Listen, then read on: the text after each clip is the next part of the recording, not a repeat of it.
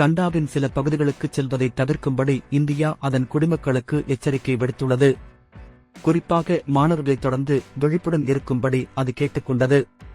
புலம்பெயர்ந்து குடியேறவும் கல்வி பயிலவும் இந்தியர்கள் அதிகம் செல்லும் நாடாக திகழ்கிறது கண்டா. இரு நாடுகளுக்கும் இடையே முதலீட்டு உறவும் வலுவாக உள்ளது. பயணம் செய்ய பாதுகாப்பான நாடு கண்டா என்பதை ஒட்டாவா தொடர்ந்து வலியுறுத்தி வருகிறது. இந்தியாவுக்கு பயணம் செல்வது குறித்து விடுக்கப்பட்ட ஆலோசனை புதியது அல்ல என்று கூறும் கண்டா, சில மாதங்களாகவே அது நடப்பில் இருப்பதாக சொல்கிறது.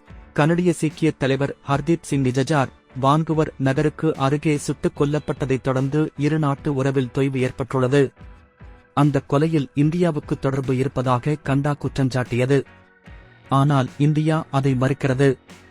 குற்றச்சாட்டுக்கு போதுமான சான்று இருப்பதாக சொல்கிறது கண்டா. ஆனால் இதுவரை அது எந்த ஆதாரத்தையும் வெளியிடவில்லை. இரு நாடுகளும் அவற்றின் மூத்த அரசதந்திர அதிகாரிகளை தத்தம் நாடுகளை விட்டு வெளியேற்றியுள்ளன.